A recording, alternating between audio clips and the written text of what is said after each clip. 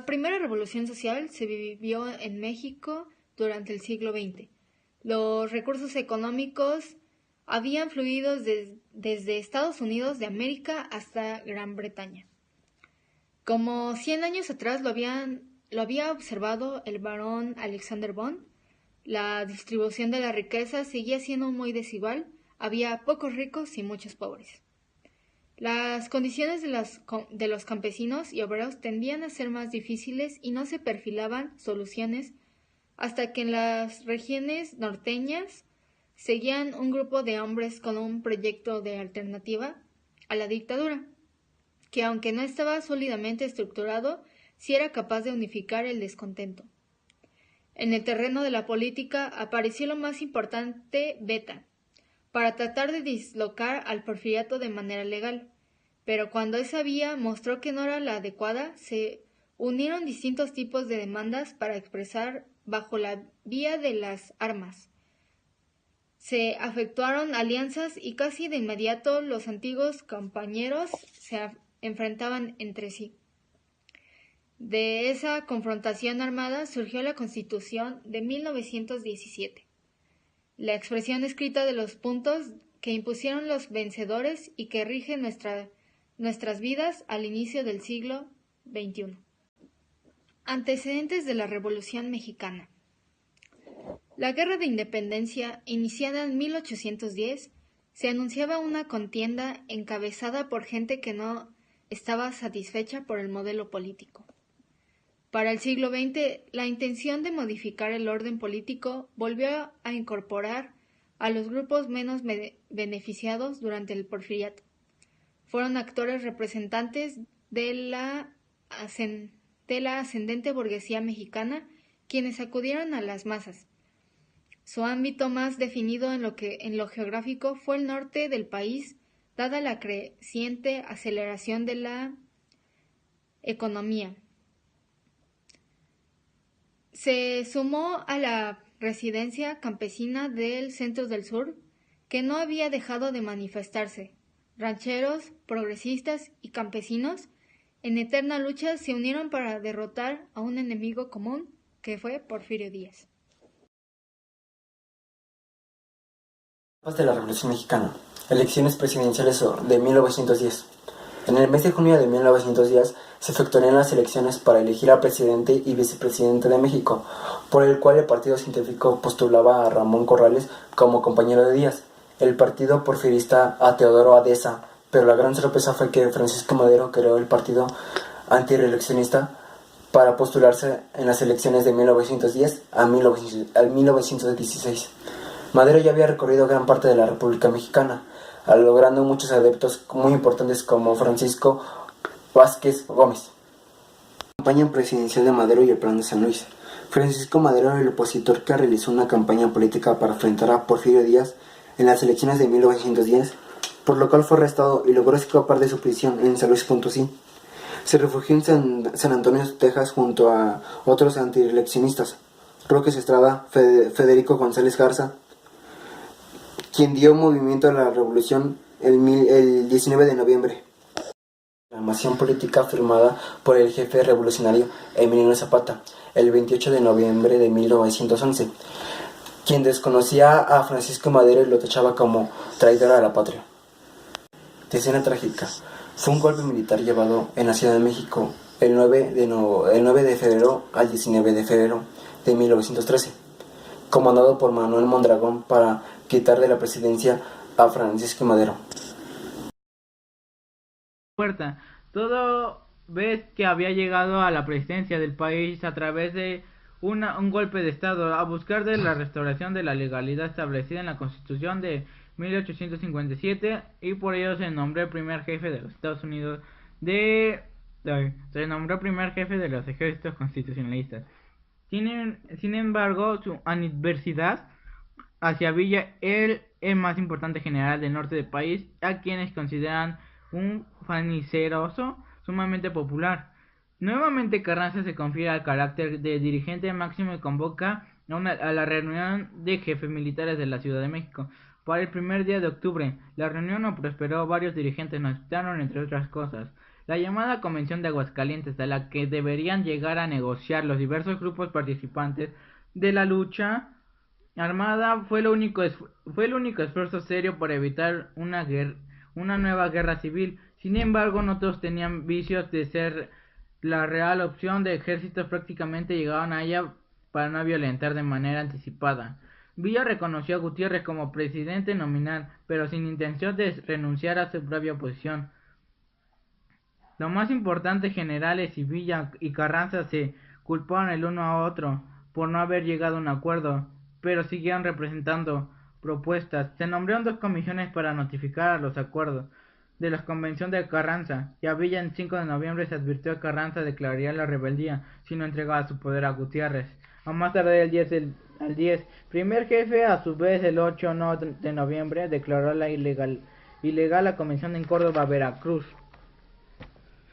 El 6 de diciembre del Ejército Liberador Centro del Sur y de la División del Norte ocuparon formalmente la capital del país. Después de largos años lucha el movimiento campesino, si no estaba el poder, parecía que el fin a cumplirse las aspiraciones del reparto agrario y podrían dictarse resoluciones en beneficio de la mayoría. En el estado de Sonora, mientras tanto, los conflictos entre los seguidores de Villa y Carranza ya se habían registrado a consecuencias de ello. Un pequeño grupo se adhirió a Villa y a Zapata, pero la mayoría bajo las órdenes de Obregón. Se adhirió a Carranza. La decisión de Obregón y de los generales y contingentes sonorenses que lo apoyaban se basó probablemente en 2 consideraciones, una regional y la otra nacional. A principios de noviembre de 1914, cuando la ruptura entre Carranza y se adhirió a Carranza, la decisión de Obregón y de los generales y contingentes sonorenses que lo apoyaban se basó probablemente en 2 consideraciones, una regional y la otra nacional. A principios de noviembre de 1914, cuando la ruptura entre Carranza y por una parte y Villa y Zapata por la otra. Pocos meses más tarde la situación había cambiado completamente. Obregón, quien demostró ser el jefe militar más importante de la Revolución Mexicana y seguidor de Carranza, infligió una serie de aplastantes derrotas de las fuerzas de Villa, de las cuales nunca se recuperaron. 2 semanas más tarde, la segunda batalla de Celaya, Villa trató de seguir la misma táctica. Una vez más la derrota terminó en desbandada. Perdió la mayor parte de la artillería y de sus tropas.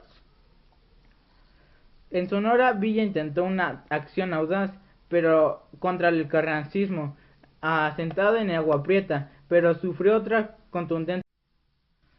Entre noviembre y septiembre y el 22 de octubre de 1916, muchos partidos políticos entraron en actividad y presentaron candidatos para diputados constituyentes. Partidos alentados por Carranza y Obregón, y aunque las elecciones no fueron ejemplares, se eligieron a la gente de renombre, y otros hasta el momento no habían tenido significación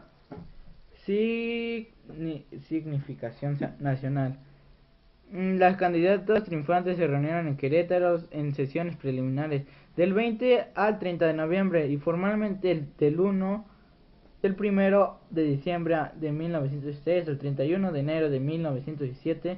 El grupo constituyente fue muy heterogéneo tanto por su extracción y antecedentes. De la elaboración de los estatutos que regirían jurídicamente la vida política, económicamente y social de los mexicanos, reunió varias tendencias en el Congreso Constituyente a lo largo de noviembre de 1916. En enero de 1917, asienta Katz. Sostenía que requería una unidad de principios capaces de producir una verdadera nación. Se necesitaba no solo igualdad política, sino también igualdad económica, y además que el Estado ya no fuera únicamente un vigilante, un árbitro en el proceso social, sino el promotor fundamental del mejoramiento común. 4 artículos propuestos para componer el cuerpo jurídico de la Constitución que se estaba elaborando enfrentaron abiertamente los renovadores y a los radicales 27, 123, 3, tercero y 130. El artículo 27 es fundamental, obra del grupo de diputados especialistas en materia agraria. El artículo tercero Se estableció primordialmente que la educación tendría la comprensión de problemas, aprovechamiento de los recursos, defensa de la independencia política y económica. Artículo 130. En términos sucintos, se llega a determinar, se desconoce toda la personalidad de la Iglesia. Se niega a los sacerdotes derechos comunes y políticos de sujetos a registro público. Los carrancistas también incorporaron ciertas correcciones a la Constitución de 1857. Llevaron al fortalecimiento del Poder Ejecutivo. Al finalizar en enero de 1917, el país contaba con reglamentación que en esencia conjugó diversos intereses de las clases populares, los obreros, de los campesinos, las pequeñas burguesías, los grupos empresariales, los rancheros, los burócratas, los intelectuales. Pero ¿quiénes en realidad alcanzaron el triunfo? Fueron los representantes de la burguesía, tanto la independiente como la subordinada al exterior, al asumir la dirección política y la organización económica y social y cultural que impulsó un modelo de desarrollo capitalista. Corrido de participación de la mujer, pintura, periodismo y literatura. Esos fueron unos cambios sociales y culturales en diversas expresiones artísticas. La revolución siempre llega consigo fuertes sacudimientos el tejido social. Si bien son más impactantes en las zonas en las que se registran los hechos armados,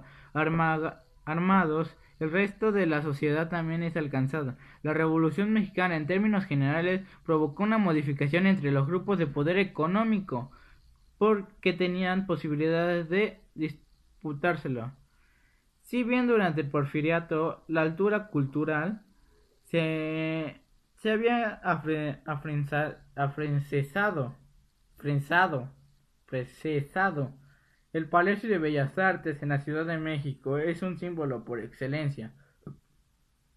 La movilización masiva de la población mayoritaria en el país modificó y enriqueció las expresiones artísticas que daban cuenta a la transformación social que vivía. Tal vez una de las repercusiones más profundas haya sido la protagonizada por las mujeres. Así la guerra y la precariedad de la vida se paternizaron en la música. Por ello el corrido se volvió una de las formas más difundidas en el país. Ya zapatistas, villistas, carrancistas, obregonistas o más, ahí estaba la música, también la literatura, propia del periodo armado, evidenció las emociones que registraba a través de la poesía y la novela, principalmente la novela de Heriberto Frías de Mochic. Apareció por entregas, la literatura y el periodismo. Durante el periodismo crítico en México se ha asociado para plantear desde el sentimiento y la razón asociados, lo que motiva